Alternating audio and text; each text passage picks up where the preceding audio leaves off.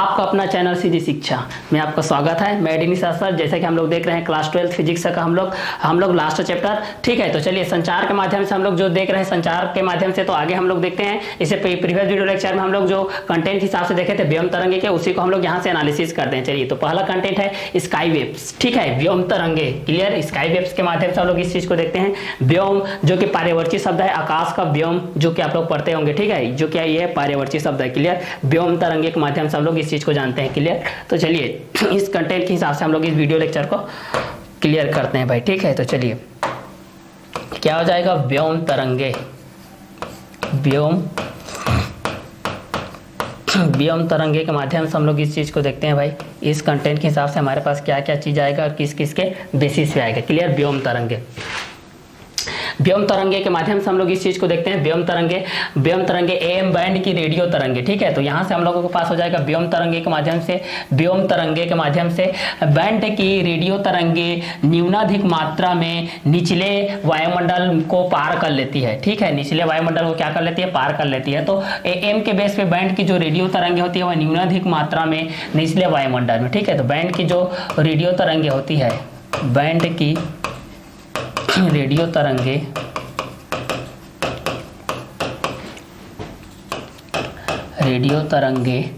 न्यूनाधिक मात्रा में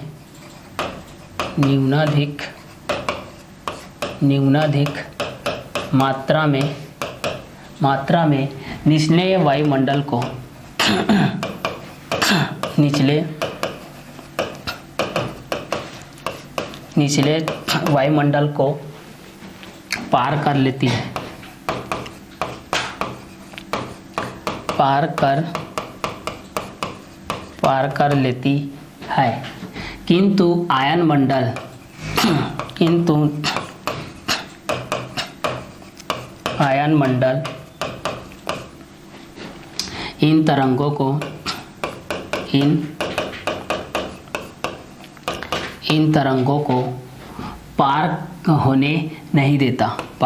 तरंगों को पार होने नहीं देता, उन्हें परावर्तित कर देता है। इन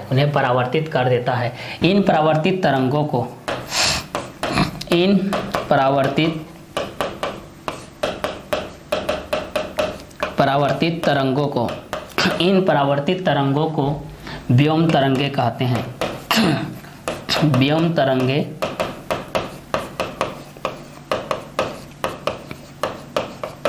व्योम तरंगे कहते हैं। इन परावर्तित तरंगों को क्या कहते हैं, व्योम तरंगे कहते हैं। तो बैंड की रेडियो तरंगे न्यूनाधिक मात्रा में निचले वायुमंडल को पार कर लेती है, किंतु आयन मंडल इन तरंगों को पार होने नहीं देता है, उन्हें परावर्तित कर देता है। इन परावर्तित तरंगों को व्योम तरंगे कहते हैं। ठीक है, तो व्योम तरंगे बैंड की रेडियो तरंगे न्यूनाधिक मात्रा में निचले वायुमंडल को बैंड की रेडियो तरंगे न्यूनाधिक मात्रा में निचले वायुमंडल को पार कर लेती है, किंतु आयन मंडल इन तरंगों को पार होने नहीं देता, उन्हें परावर्तित कर देता है। इन परावर्तित तरंगों को व्योम तरंगे कहते हैं। ठीक है, इन परावर्तित तरंगों को क्या कहते हैं, व्योम तरंगे कहते हैं। किंतु आयन मंडल इन तरंगों को पार होने नहीं देता है, उन्हें परावर्तित कर देता है। इन परावर्तित तरंगों को व्योम तरंगे कहते हैं। इन परावर्तित तरंगों को क्या कहते हैं, व्योम तरंगे कहते हैं। तो व्योम तरंगे के माध्यम से हम लोग इस चीज को जानते हैं भाई कि बैंड की रेडियो तरंगे न्यूनाधिक मात्रा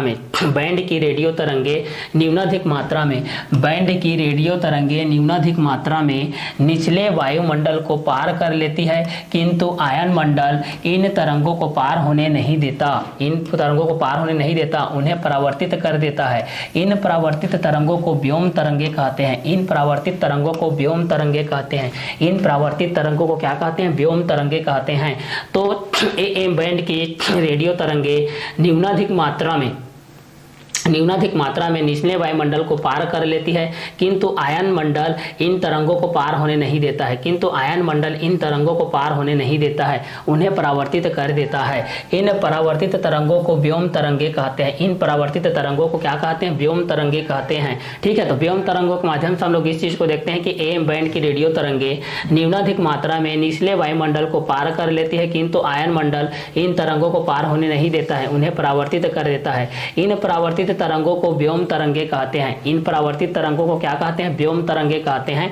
तो एम बैंड की रेडियो तरंगे न्यूनाधिक मात्रा में निचले वायुमंडल को पार कर लेती है, किंतु आयन मंडल इन तरंगों को पार होने नहीं देता है, उन्हें परावर्तित कर देता है। इन परावर्तित तरंगों को व्योम तरंगे कहते हैं। इन परावर्तित तरंगों को व्योम तरंगे कहते हैं। तो एम बैंड की रेडियो तरंगे न्यूनाधिक मात्रा में निचले वायुमंडल को पार कर लेती है, किंतु आयन मंडल इन तरंगों को पार होने नहीं देता है। किंतु आयन मंडल इन तरंगों को पार होने नहीं देता है, उन्हें परावर्तित कर देता है, उन्हें परावर्तित कर देता है।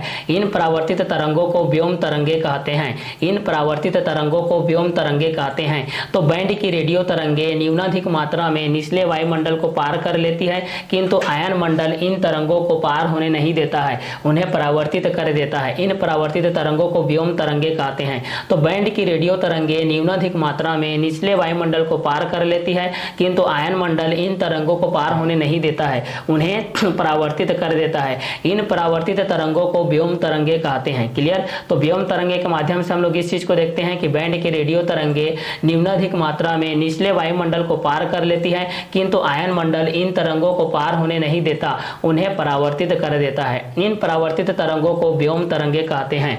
इन परावर्तित तरंगों को व्योम तरंगे कहते हैं। तो व्योम तरंगे के माध्यम से हम लोग इस चीज को देखते हैं भाई कि बैंड की रेडियो तरंगे न्यूनाधिक मात्रा में निचले वायुमंडल को पार कर लेती है, किंतु आयन मंडल इन तरंगों को पार होने नहीं देता, उन्हें परावर्तित कर देता है। इन परावर्तित तरंगों को व्योम तरंगे कहते हैं। इन परावर्तित तरंगों को व्योम तरंगे कहते हैं। तो व्योम तरंगे के बेस से हम लोग इस चीज को देखते हैं कि एम बैंड की रेडियो तरंगे न्यूनाधिक मात्रा में निचले वायुमंडल को पार कर लेते हैं, किंतु आयन मंडल इन तरंगों को पार होने नहीं देता, उन्हें परावर्तित कर देता है। इन परावर्तित तरंगों को व्योम तरंगे कहते हैं। इन परावर्तित तरंगों को क्या कहते हैं? व्योम तरंगे कहते हैं। अगर आप लोगों को पूछा जाता है कि व्योम तरंगे क्या होता है भाई, ये किस बेसिस पे होता है भाई, तो आप लोग यहाँ से बता सकते हैं कि बैंड की रेडियो तरंग न्यूनाधिक मात्रा में निचले वायुमंडल की ओर होती है, जिसको वह पार कर लेते हैं, किंतु आयन मंडल इन तरंगों को पार होने नहीं देती है, उन्हें परावर्तित कर देता है। इन परावर्तित तरंगों को व्योम तरंगे कहते हैं। इन परावर्तित तरंगों को व्योम तरंगे कहते हैं। इन परावर्तित तरंगों को व्योम तरंगे कहते हैं।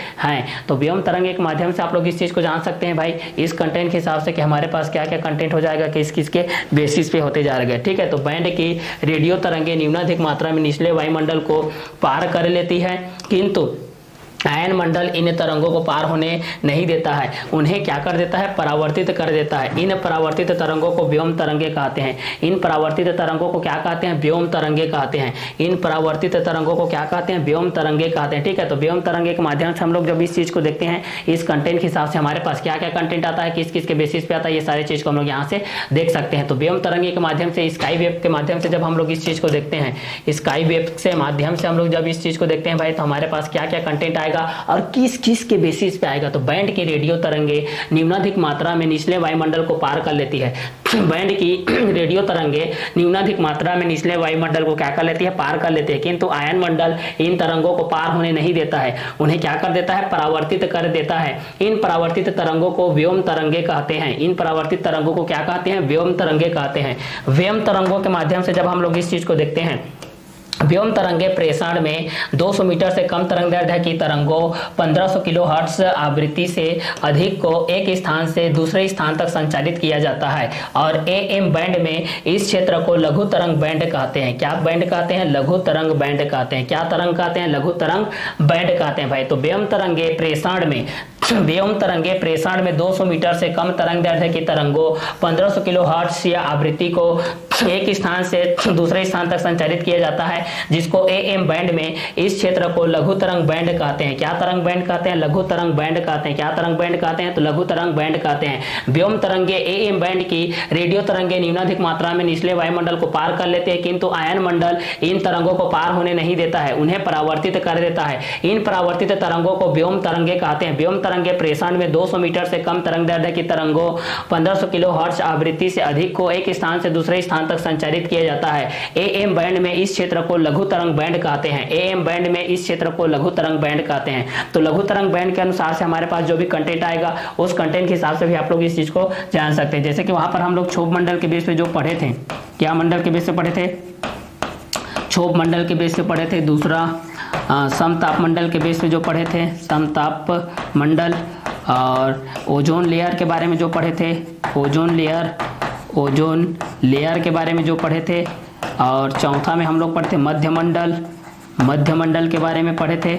और एक और पढ़े थे भाई आयन मंडल, ये पढ़े थे हम लोग आयन मंडल के बारे में, ये आप लोग आयन मंडल से, ठीक है। क्षोभ मंडल, समताप मंडल, ओजोन लेयर, मध्य मंडल, आयन मंडल, मध्य मंडल, ओजोन लेयर, समताप मंडल, क्षोभ मंडल, समताप मंडल, ओजोन लेयर, मध्य मंडल, आयन मंडल, क्षोभ मंडल, ओजोन लेयर, समताप मंडल, क्षोभ मंडल। इस तरीके से आप लोग इस चीज को याद कर सकते हैं। तो इसी कंटेंट के हम लोग इस चीज को देख रहे हैं कि बैंड की रेडियो तरंगे न्यूनाधिक मात्रा में निचले वायुमंडल को पार कर लेते हैं, किंतु आयन मंडल इन तरंगों को पार होने नहीं देता है, उन्हें परावर्तित कर देता है। इन परावर्तित तरंगों को व्योम तरंगे कहते हैं। इन परावर्तित तरंगों को व्योम तरंगे कहते हैं। क्लियर?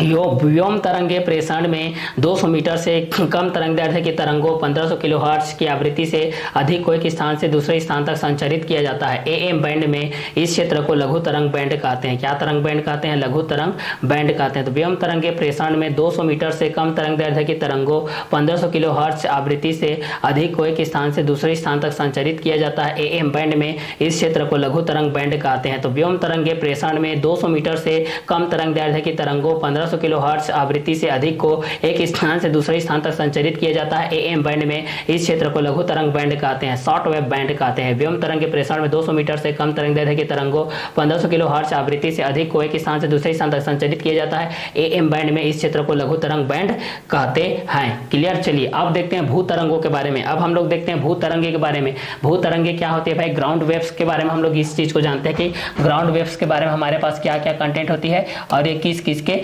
बेसिस पे होते हैं, इस चीज को हम लोग यहाँ से जानते हैं। भू तरंगों के बारे में जानते हैं। यहाँ से हम लोग किसके बारे में जानते हैं भाई? भू तरंगों के बारे में जानते हैं, किस किस के बेसिस पे होगा और किस किस कंटेंट के अनुसार होगा, इस चीज के बारे में हम लोग जानते हैं। ग्राउंड वेव्स के बारे में जानते हैं। अभी हम लोग किसके बेस पे जानेंगे? ग्राउंड वेव्स के बारे में जानेंगे, ठीक है। ये किस किस कंटेंट के हिसाब से हो जाएगा। क्लियर? तो जैसे कि आप लोग उसमें जो सिग्नल के बारे में आप लोग जो तरंग के बारे में जाने थे, तरंग सिद्धांत के बारे में आप लोग जो जाने थे वहाँ पर संचार के बेस पे, ठीक है, संचार तंत्र के बारे में, जो कि संचार तंत्र क्या होता है? संचार तंत्र सिग्नल और सूचना को, सिग्नल प्लस सूचना को क्या करता है?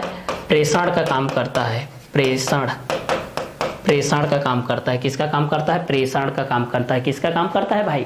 प्रेषण का काम करता है। किसका काम करता है? तो वह प्रेषण का काम करता है। किसका काम करता है? तो वह प्रेषण का काम करता है। क्लियर? तो इस तकनीकी के माध्यम से हम लोग जब संचार तंत्र के बारे में हम लोग इस चीज को जानते हैं। किसके बारे में जानते हैं भाई? जब संचार तंत्र के बारे में हम लोग इस चीज को देखते हैं, संचार तंत्र के बारे में जब हम लोग इस चीज़ को देखते हैं भाई, किसके बारे में देखते हैं? संचार तंत्र के बारे में देखते हैं। तो ये संचार तंत्र के बारे में हमारे पास क्या क्या होता है और किस किस के बेसिस पे होता है, ये सारे चीज़ को हम लोग यहाँ से क्या करते हैं? क्लियर करते हुए जाते हैं कि आप लोगों को संचार तंत्र के बेस पे क्या क्या कंटेंट के हिसाब से होते जाता है इस चीज़ को। तो ये एक सूचना के माध्यम से होता है और दूसरा सिग्नल के माध्यम से होता है। ये आप लोगों को ये सूचना के माध्यम से हो जाएगा और दूसरा किसके माध्यम से हो जाएगा? तो ये आप लोगों का सिग्नल के माध्यम से हो जाएगा। ये आप लोगों को किसके माध्यम से? ये आप लोगों को सूचना के माध्यम से, तो ये आप लोगों का सिग्नल के माध्यम हो जाएगा। तो सूचना के माध्यम से क्या हो जाएगा और सिग्नल के माध्यम से क्या होगा, ये दोनों चीज को हम लोग यहाँ से क्या करते हैं भाई?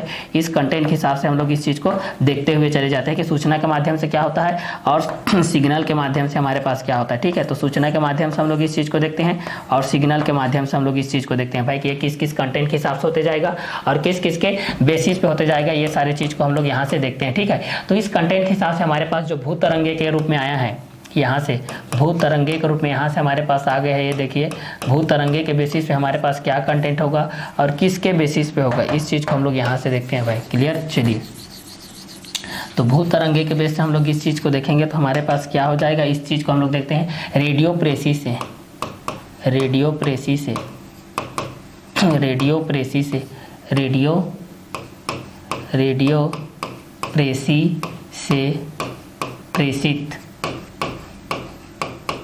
प्रेषित, रेडियो प्रेसी से प्रेषित रेडियो तरंगे, प्रेषित रेडियो तरंगे,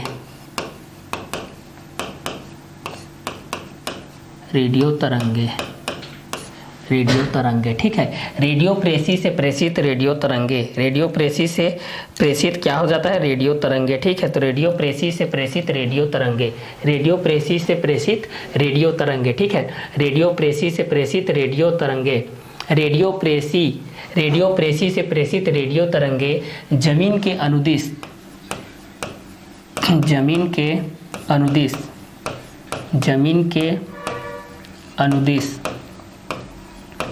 जमीन के अनुदिश भी चलती है, जमीन के अनुदिश भी चलती है, चलती है। इन तरंगों को भू तरंगे कहते हैं, इन तरंगों को, इन तरंगों को, इन तरंगों को भू तरंगे कहते हैं, भू तरंगे, भू तरंगे कहते हैं, ठीक है। तो रेडियो प्रेसी से प्रेषित, रेडियो प्रेसी से प्रेषित रेडियो तरंगे, रेडियो प्रेसी से प्रेषित रेडियो तरंगे, रेडियो प्रेसी से प्रेषित रेडियो तरंगे जमीन के अनुदिश भी चलती है। इन तरंगों को भू तरंगे कहते हैं, जमीन के अनुदिश भी चलती है, इन तरंगों को भू तरंगे भी कहते हैं। तो रेडियो प्रेसी से प्रेषित रेडियो तरंगे, रेडियो प्रेसी से प्रेषित रेडियो तरंगे जमीन के अनुदिश भी चलती है, इन तरंगों को भू तरंगे भी कहते हैं, इन तरंगों को भू तरंगे भी कहते हैं, इन तरंगों को क्या कहते हैं, भू तरंगे भी कहते हैं। तो भू तरंगे ग्राउंड वेव्स के बेस पे हम लोग इस चीज़ को देखते हैं भाई कि रेडियो प्रेसी से प्रेषित, रेडियो प्रेसी से प्रेषित रेडियो तरंगे, रेडियो प्रेसी से प्रेषित रेडियो तरंगे जमीन के अनुदिश भी, जमीन के अनुदिश भी, जमीन के अनुदिश भी चलती है, जमीन के अनुदिश भी चलती है। इन तरंगों को भू तरंगे कहते हैं, इन तरंगों को भू तरंगे कहते हैं, इन तरंगों को क्या कहते हैं, भू तरंगे कहते हैं। तो रेडियो प्रेसी से प्रेषित रेडियो तरंगे, रेडियो प्रेसी से प्रेषित रेडियो तरंगे जमीन के अनुदिश भी चलती है, इन तरंगों को भू तरंगे कहते हैं। रेडियो प्रेसी से प्रेषित रेडियो तरंगे जमीन के अनुदिश भी चलती है, इन तरंगों को भू तरंगे कहते हैं, इन तरंगों को भू तरंगे कहते हैं। अतः 200 मीटर या उससे अधिक तरंग दैर्ध्य की तरंगे ही भू तरंग के रूप में संचरित हो सकती है, भू तरंग के रूप में क्या हो सकती है, संचरित हो सकती है। AM बैंड से इस क्षेत्र को मीडियम तरंग बैंड, मीडियम तरंग बैंड क्या कहते हैं, मीडियम तरंग बैंड कहते हैं। अतः 200 मीटर या उससे अधिक तरंग दैर्ध्य की तरंगे ही भू तरंग के रूप में क्या हो सकती है, संचरित हो सकती है, जो कि AM बैंड में इस क्षेत्र को मीडिया तरंग बैंड कहते हैं। क्लियर। अब देखते हैं अंतरिक्ष तरंगे, स्पेस वेव्स क्या होती है, स्पेस वेव्स क्या होती है, इस चीज को हम लोग यहाँ से देखते हैं भाई, ये वेव्स क्या होती है, इस कंटेंट के हिसाब से हम लोग इस चीज को देखते हैं, ठीक है। तो C नंबर के बेस पे हम लोग इस चीज को देखते हैं। अंतरिक्ष तरंगे को हम लोग यहाँ से देखते हैं, पृथ्वी सतह से अल्प कोण बनाने वाली कुछ रेडियो तरंगे, पृथ्वी सतह से अल्प कोण बनाने वाली कुछ रेडियो तरंगे क्षोभ मंडल से परावर्तित होकर रेडियो अभिग्राही तक पहुंच जाती है, इन्हें अंतरिक्ष तरंगे कहते हैं। इन्हें क्या कहते हैं, अंतरिक्ष तरंगे कहते हैं। इन्हें क्या कहते हैं, तो स्पेस वेव्स कहते हैं, ठीक है। तो इसमें क्या हो जाएगा, जो पृथ्वी का सतह रहेगा, यहाँ से जो पृथ्वी का क्या रहेगा भाई, सतह रहेगा, यहाँ से अल्प कोण बनाने वाली कुछ, अल्प कोण बनाने वाली कुछ रेडियो तरंगे, कुछ आप लोगों के क्या रहेगा, रेडियो तरंगे, इस तरीके से रेडियो तरंगे रहेगा, जो क्षोभ मंडल से परावर्तित होकर के, जो क्षोभ मंडल से परावर्तित होकर के, क्षोभ मंडल से क्या होकर के भाई, परावर्तित होकर के, परावर्तित होकर के, क्षोभ मंडल से क्या होकर के, परावर्तित होकर के रेडियो अभिग्राही तक पहुंच जाती है। रेडियो अभिग्राही, अभिग्राही मतलब रिसीवर, रिसीवर तक क्या हो जाती है, पहुंच जाती है, तो वह क्या कहलाती है, अंतरिक्ष तरंगे कहलाती है। तो वह क्या कहलाती है, अंतरिक्ष तरंगे कहलाती है। अब देखते हैं कि आवृत्ति मॉडुलित बैंड, अब देखते हैं हम लोग आवृत्ति मॉडुलित बैंड क्या होता है, इस चीज को हम लोग यहाँ से देखते हैं भाई, ठीक है। तो सेकंड कंटेंट के हिसाब से हम लोग इस चीज को देखते हैं कि हमारे पास ये किस कंटेंट के हिसाब से होता है, तो आवृत्ति मॉडुलित बैंड के हिसाब से हम लोग इस चीज को देखते हैं। आवृत्ति थ्योरिकल चीज़ है, इसमें कुछ ज़्यादा समझाने लायक कोई चीज़ नहीं है। आवृत्ति मॉडुलित बैंड, आवृत्ति मॉडुलित, ये हो जाएगा बैंड, आवृत्ति मॉडुलित, और ये हो जाएगा बैंड के बेस हो जाएगा, आवृत्ति मॉडुलित, और ये हो जाएगा बैंड के बेस पे। ठीक है, आवृत्ति मॉडुलित बैंड के बेस पे हम लोग इस चीज़ को देखते हैं। इस बैंड में 40 मेगाहर्ट्ज से 200 मेगाहर्ट्ज आवृत्ति, 200 मेगाहर्ट्ज आवृत्ति मतलब 7.5 मीटर से 1.5 मीटर तरंग दैर्ध्य तक की तरंगे क्या होती है, सम्मिलित रहती है। आयन मंडल इन तरंगों को मोड़ देता है, किंतु पृथ्वी की ओर क्या कर देता है, परावर्तित नहीं कर पाता है। पृथ्वी की ओर यह क्या कर देता है, परावर्तित नहीं कर पाता है। तो आवृत्ति मॉडुलित बैंड के बेस हम लोग जब इस चीज को देखते हैं, इस बैंड में 40 मेगाहर्ट्ज से 200 मेगाहर्ट्ज आवृत्ति, 7.5 मीटर से 1.5 मीटर तरंग दैर्ध्य तक की तरंगे सम्मिलित रहती है। आयन मंडल इन तरंगों को मोड़ देता है, किंतु पृथ्वी की ओर यह क्या कर देता है, परावर्तित नहीं कर पाता है। ठीक है, इसके बाद देखते हैं टेलीविजन सिग्नल संचरण। टेलीविजन सिग्नल संचरण के बारे में हम लोग यहाँ से जानते हैं भाई कि टेलीविजन सिग्नल संचरण किस किस के बेसिस पे होता है। टेलीविजन सिग्नल संचरण, यहाँ से हमारे पास है टेलीविजन और सिग्नल संचरण, सिग्नल और ये हो जाएगा आप लोगों का संचरण हो जाएगा। टेलीविजन सिग्नल संचरण के बेस पे हम लोग इस चीज़ को देखते हैं, ये किस किस कंटेंट के हिसाब से होगा। ठीक है, तो ये आप लोगों को टेलीविजन सिग्नल और ये हो जाएगा संचरण, ये हो जाएगा संचरण, ये हो जाएगा टेलीविजन, ये हो जाएगा सिग्नल और ये हो जाएगा संचरण। तो टेलीविजन सिग्नल संचरण के माध्यम से हम लोग इस चीज़ को देखते हैं, ये किस किस कंटेंट के हिसाब से होते जाएगा, इस बेसिस पे हम लोग इस चीज़ को देखते हैं। ठीक है, तो टेलीविजन सिग्नल संचरण के बेस पे हम लोग इस चीज़ को देखते हैं। टेलीविजन सिग्नल संचरण के बेस पे हम लोग इस चीज़ को देखते हैं कि टेलीविजन सिग्नलों का परास, टेलीविजन सिग्नलों का परास, टेलीविजन सिग्नलों का परास जो आप लोगों का होता है, टेलीविजन सिग्नलों का परास, सिग्नलों का परास 100 मेगाहर्ट्ज से 100 मेगाहर्ट्ज से 200 मेगाहर्ट्ज तक होता है, हर्ट्ज तक होता है। ठीक है, तो टेलीविजन सिग्नलों का परास 100 मेगाहर्ट्ज से 200 मेगाहर्ट्ज तक होता है। टेलीविजन सिग्नलों का परास 100 मेगाहर्ट्ज से 200 मेगाहर्ट्ज तक होता है। ठीक है, तो टेलीविजन सिग्नलों का परास 100 मेगाहर्ट्ज से, ठीक है, तो टेलीविजन सिग्नलों का परास 100 मेगाहर्ट्ज से 200 मेगाहर्ट्ज तक होता है, 200 मेगाहर्ट्ज तक होता है। तो 100 मेगाहर्ट्ज से 200 मेगाहर्ट्ज के बीच होता है भाई, देखिए ये 100 से 200 मेगाहर्ट्ज के बीच होता है। ठीक है, मेगाहर्ट्ज,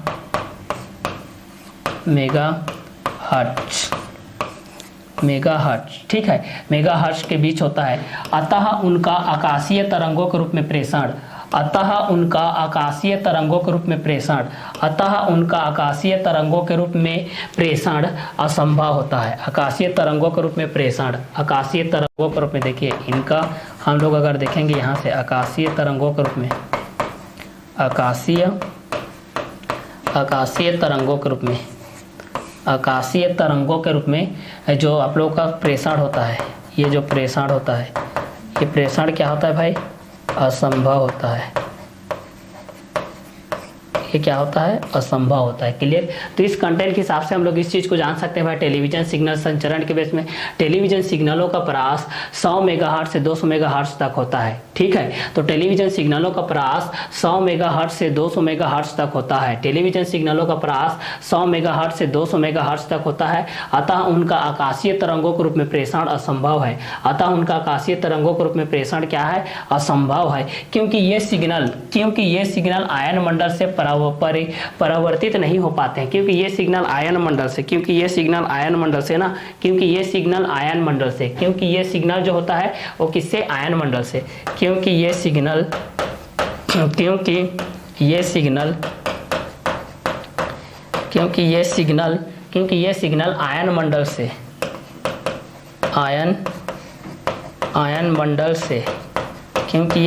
आयन मंडल से क्योंकि ये सिग्नल आयन मंडल से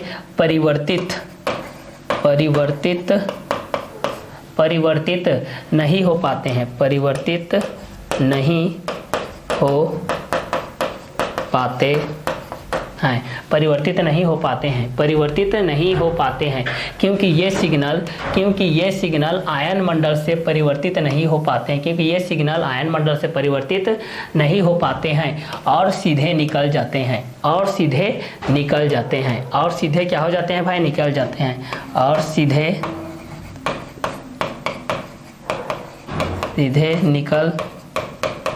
निकल जाते हैं, और सीधे क्या होते हैं भाई, और सीधे निकल जाते हैं। इन सिग्नलों का अभिग्रहण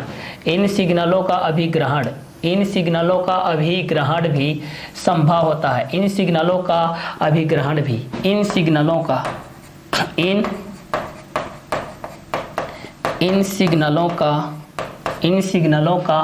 अभिग्रहण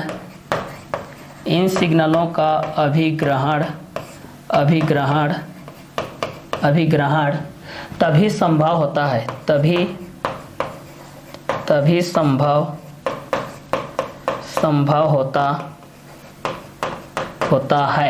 तभी संभव होता है जबकि अभिग्राही एंटीना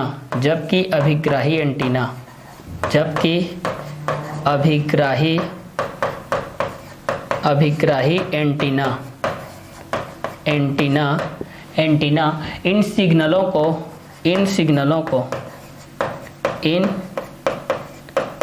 सिग्नलों को अंतः खंडित करता है, इन सिग्नलों को अंतः खंडित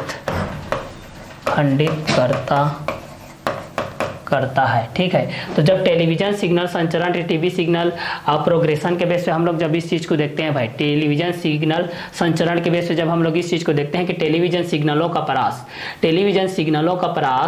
100 मेगाहर्ट्ज से 37 मेगाहर्ट्ज तक होता है, टेलीविजन सिग्नलों का परास 100 मेगाहर्ट्ज से 200 मेगाहर्ट्ज तक होता है, अतः उनका आकाशीय तरंगों के रूप में प्रेषण असंभव है, क्योंकि ये सिग्नल आयन मंडल से परिवर्तित नहीं हो पाते हैं और सीधे निकल जाते हैं। इन सिग्नलों का अभिग्रहण तभी संभव होता है जबकि अभिग्राही एंटीना इन सिग्नलों को क्या करता है, अंतः खंडित करता है, इन सिग्नलों को क्या करता है, अंतः खंडित करता है, इन सिग्नलों को क्या करता है भाई, तो इन सिग्नलों को हम लोग क्या करता है, अंतः खंडित करता है, इन सिग्नलों को क्या करता है, ये अंतः खंडित करता है। तो टेलीविजन सिग्नल संचरण के बेस पे आप लोग इस चीज को जान सकते हैं भाई। अब जानते हैं मोस्ट इंपोर्टेंट क्वेश्चन जो कि एग्जाम में हमेशा आएगा और इस टाइम भी आएगा, ये मोस्ट इंपोर्टेंट क्वेश्चन है भाई, इस चैप्टर का ये सबसे बड़ा क्वेश्चन है, सबसे बड़ा मोस्ट इंपोर्टेंट क्वेश्चन है, प्रमुख क्वेश्चन है, संचार उपग्रह कम्युनिकेशन सैटेलाइट।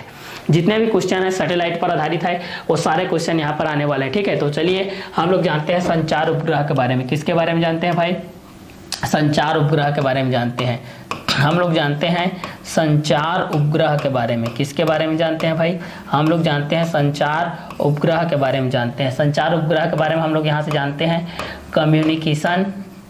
कम्युनिकेशन सैटेलाइट के बारे में जानते हैं हम लोग, सैटेलाइट के बारे में हम लोग इस चीज़ को जानते हैं। क्लियर, तो कम्युनिकेशन सैटेलाइट के बारे में हम लोग इस चीज़ को जानते हैं। चलिए इस कंटेंट के हिसाब से हमारे पास क्या चीज़ होगा और किस किस के बेसिस पे होगा इस चीज़ को जानते हैं। संचार उपग्रह कम्युनिकेशन सैटेलाइट के बारे में हम लोग इस चीज़ को जानते हैं भाई। ठीक है, कम्युनिकेशन सैटेलाइट के बारे में हम लोग इस चीज़ को जानते हैं, सैटेलाइट। चलिए इस कंटेंट के हिसाब से हम लोग इस चीज़ को जानते हैं, ये किस किस के बेसिस पे होगा और किस किस कंटेंट के अनुसार होगा। क्लियर, तो संचार उपग्रह के बारे में हम लोग जानते हैं। आजकल सिग्नलों को पृथ्वी पर एक बिंदु से दूसरे बिंदु तक प्रेषित करने के लिए कृत्रिम उपग्रहों का उपयोग किया जाता है। मानव निर्मित उपग्रहों का क्या किया जाता है, उपयोग किया जाता है। उसी चीज़ को यहाँ पर बोला जा रहा है कि आजकल सिग्नलों को पृथ्वी पर एक बिंदु से दूसरे बिंदु तक प्रेषित करने के लिए आजकल सिग्नलों को पृथ्वी पर एक बिंदु से दूसरे बिंदु तक प्रेषित करने के लिए कृत्रिम उपग्रहों का उपयोग किया जाता है, कृत्रिम उपग्रहों का उपयोग किया जाता है, कृत्रिम उपग्रहों का उपयोग किया जाता है, कृत्रिम उपग्रहों का उपयोग किया जाता है, जिन्हें संचार उपग्रह कहते हैं, जिन्हें क्या कहते हैं, संचार उपग्रह कहते हैं। ठीक है, तो सिग्नल जो होता है भाई हमारे पास जो सिग्नल होते हैं, जो हमारे पास क्या होते हैं, जो सिग्नल होते हैं भाई, ये सिग्नल जो होता है उसको हम लोग प्रेषित करते हैं एक बिंदु से दूसरे बिंदु तक, एक बिंदु से हम लोग दूसरे बिंदु तक। ठीक है, दूसरे बिंदु तक एक बिंदु से दूसरे बिंदु तक, यहाँ से देखिए ये जो सिग्नल होता है इस चीज़ को एक बिंदु से दूसरे बिंदु तक हम लोग क्या करते हैं, प्रेषित करते हैं, प्रेषित करते हैं, प्रेषित करते हैं, प्रेषित करते हैं, जिसको हम लोग कृत्रिम उपग्रह का उपयोग करते हैं, जिसको हम लोग किसके रूप में उपयोग करते हैं भाई, कृत्रिम उपग्रह के लिए हम लोग इस्तेमाल करते हैं, कृत्रिम उपग्रह के लिए इस्तेमाल करते हैं, जिसको हम लोग क्या करते हैं, कृत्रिम उपग्रह के लिए हम लोग उपयोग करते हैं, जिनको हम लोग क्या बोलते हैं, संचार उपग्रह बोलते हैं, जिसको हम लोग क्या बोलते हैं भाई, संचार उपग्रह, जिसको बोला जाता है संचार उपग्रह, इसको क्या बोला जाता है, संचार उपग्रह, इस चीज़ को बोलते हैं हम लोग संचार उपग्रह। ये कंटेंट आपका क्या कहलाएगा भाई, संचार उपग्रह कहलाएगा। तो आजकल सिग्नलों को पृथ्वी पर एक बिंदु से दूसरे बिंदु तक प्रेषित करने के लिए कृत्रिम उपग्रहों का उपयोग किया जाता है, जिन्हें संचार उपग्रह कहते हैं। संचार की इस विधि को और अभिग्राही के बीच के सिग्नल का संचार उपग्रह के द्वारा होता है, जिसको उपग्रह संचार कहते हैं, जिसको क्या बोला जाता है, उपग्रह संचार बोला जाता है, जिसको क्या बोला जाता है भाई, उपग्रह संचार बोला जाता है। ठीक है, तो संचार उपग्रह बेस पे जब हम लोग इस चीज को देखते हैं कि आजकल सिग्नलों को पृथ्वी पर एक बिंदु से दूसरे बिंदु तक प्रेषित करने के लिए कृत्रिम उपग्रहों का उपयोग किया जाता है, जिन्हें संचार उपग्रह कहते हैं, जिन्हें क्या कहते हैं, संचार उपग्रह कहते हैं। तो आजकल सिग्नलों को पृथ्वी पर एक बिंदु से दूसरे बिंदु तक प्रेषित करने के लिए कृत्रिम उपग्रहों का उपयोग किया जाता है, जिन्हें संचार उपग्रह कहते हैं। संचार की इस विधि को और अभिग्राही के बीच के सिग्नल का संचार उपग्रह के द्वारा होता है, जिसको हम लोग उपग्रह संचार कहते हैं। ठीक है, तो आजकल सिग्नलों को पृथ्वी पर एक बिंदु से दूसरे बिंदु तक प्रेषित करने के लिए कृत्रिम उपग्रहों का उपयोग किया जाता है, जिन्हें संचार उपग्रह कहते हैं। संचार की इस विधि को और अभिग्राही के बीच के सिग्नल का संचार उपग्रह के द्वारा होता है, उपग्रह संचार कहलाता है। तो आजकल सिग्नलों को पृथ्वी पर एक बिंदु से दूसरे बिंदु तक प्रेषित करने के लिए कृत्रिम उपग्रहों का उपयोग किया जाता है, जिन्हें संचार उपग्रह कहते हैं। संचार की इस विधि को और अभिग्राही के बीच के सिग्नल संचार उपग्रह के द्वारा होता है, जिन्हें उपग्रह संचार कहते हैं। अब इसमें पैसिव के बेस में होता है, जो कि निष्क्रिय उपग्रह के माध्यम से होता है। हमारे पास किसके माध्यम से होता है, निष्क्रिय उपग्रह के माध्यम से होता है। किसके माध्यम से होता है भाई, तो ये आप लोगों का निष्क्रिय उपग्रह के माध्यम से होता है, ये आप लोगों का होता है निष्क्रिय उपग्रह के माध्यम से होता है। ठीक है, तो इस चीज को हम लोग यहाँ से देखते हैं। तो ये निष्क्रिय उपग्रह के माध्यम से हमारे पास क्या क्या चीज होता है, ये उपग्रह प्रेषित से आने वाले सिग्नलों को उसी रूप में ये उपग्रह प्रेषित से आने वाले सिग्नलों को उसी रूप में परावर्तित कर अन्य क्षेत्रों की ओर भेजते हैं और ये धातु से लेपित गुब्बारे या धातु के गोले होते हैं, जो निष्क्रिय प्रवर्तक की भांति कार्य करते हैं, कार्य करते हैं। ये उपग्रह प्रेषित से आने वाले सिग्नलों को उसी रूप में परावर्तित कर देते हैं और अन्य क्षेत्रों की ओर भेजते हैं। ये धातु लेपित गुब्बारे या धातु के गोले होते हैं, जो निष्क्रिय प्रवर्तक की भांति होते हैं, जो निष्क्रिय प्रवर्तक की भांति कार्य करते हैं। तो आजकल सिग्नलों को पृथ्वी पर एक बिंदु से दूसरे बिंदु तक प्रेषित करने के लिए कृत्रिम उपग्रहों का उपयोग किया जाता है, जिन्हें संचार उपग्रह कहते हैं। संचार की इस विधि को और अभिग्राही के बीच का सिग्नल संचार उपग्रह के द्वारा कहलाता है, जो कि आजकल सिग्नलों को पृथ्वी पर एक बिंदु से दूसरे बिंदु तक प्रेषित करने के लिए कृत्रिम उपग्रहों का उपयोग किया जाता है, जिन्हें संचार उपग्रह कहते हैं। संचार की इस विधि को और अभिग्राही के बीच के सिग्नल को संचार उपग्रह के द्वारा होता है, जो कि उपग्रह संचार कहलाता है। निष्क्रिय उपग्रह, ये उपग्रह प्रेषित से आने वाले सिग्नलों को उसी रूप में परिवर्तित कर देता है तथा अन्य क्षेत्रों की ओर भेजते हैं। ये धातु लेपित गुब्बारे या धातु के गोले होते हैं, जो कि निष्क्रिय प्रवर्तक की भांति क्या करते हैं, कार्य करते हैं। तो संचार उपग्रह के बेस पे जो आप लोग सिग्नल के बेस पे देखते हैं, सिग्नलों का निवारण के बेस पे देखते हैं, निष्क्रिय उपग्रह के बेस पे देखते हैं, उपग्रहों के हिसाब से देखते हैं, तो ये सारे चीज आते हैं। ठीक है, तो ये था आज का हमारा संचार उपग्रह का आगे का कंटेंट को हम लोग अभी नेक्स्ट वीडियो लेक्चर में देखते हैं। ठीक है, तो संचार उपग्रह की परिभाषित को हम लोग अभी नेक्स्ट वीडियो लेक्चर में देखते हैं।